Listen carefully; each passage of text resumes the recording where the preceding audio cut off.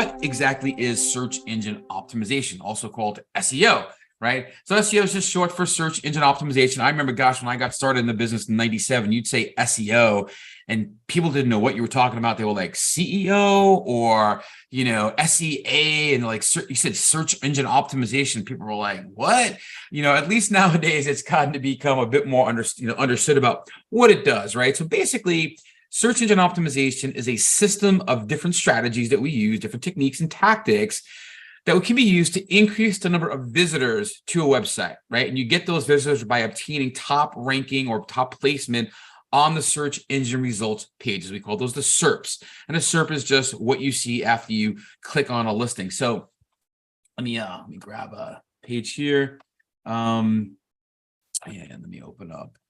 I'm going to be switching back and forth into the web so we can see things. So it's just a definition from Wikipedia about search. Search result is just what shows up once you type something and hit enter. So if I were to type in dog trainer near me, hit enter, the SERP is the results that show up here. Okay, from paid ads to regular local ads, organic listings to local listings down here to things like frequently asked questions. People also ask things.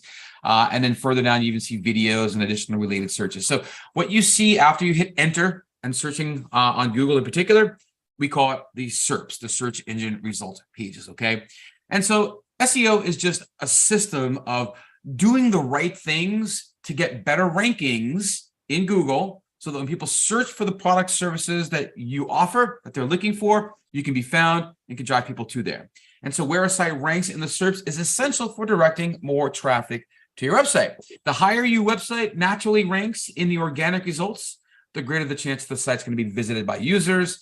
And SEO in general helps us ensure that a site's accessible to the search engines and improves the chances that the site will be indexed by them. So part of what the job is in SEO is to make sure that your site is available to the search engines, that they don't have any problems getting at it, that they can easily get into your website and define the different parts of your website and judge them based on their merit and their relevancy and so on. It does have a set of best practices with SEO. We sometimes call them white hat, which would be the good guys, black hat versus the bad guys. And if you've heard these terms before, they actually come from the old black and white Westerns, where the good guy in the movies always wore the white hat and the bad guy always wore the black hat, to easily distinguish who the good guy and the bad guy was in black and white movies. In SEO, white hat means that you're doing things the way Google likes, right? You're not trying to game the system, cheat the system. That would be considered black hat. Occasionally, you'll hear the term gray hat. Gray hat's kind of like that fine line in between the white and the black. A lot of times, gray hat might be things that you're testing. You might be trying something out.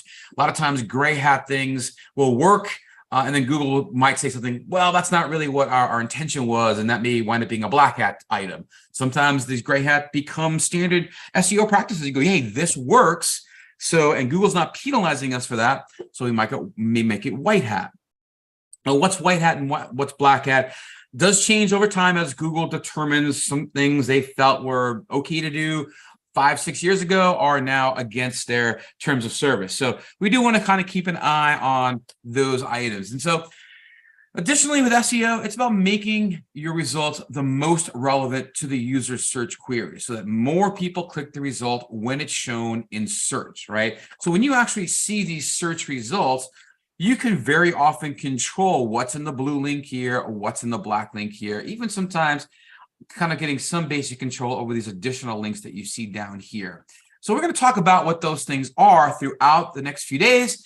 But this process of SEO, what we basically do is we add little bits of text and metadata and we optimize them. We make them better, right? We make them as efficient and as best as possible, so that we can ensure that the information that we're putting out there is appealing in the context of the search query, like what someone's searching for, in order to obtain those high click-through rates from search results. Because oftentimes, you may not be the best, at the very top of the listing here, but if you have a really good title or description that kind of gets people's attention, or maybe you've got a great image here that grabs someone's attention, you may have a better shot at getting ranked over someone, or getting clicked on, than someone that might be ranked higher from you. So we're going to really talk about all these different things that we can do in SEO in order to kind of get things better.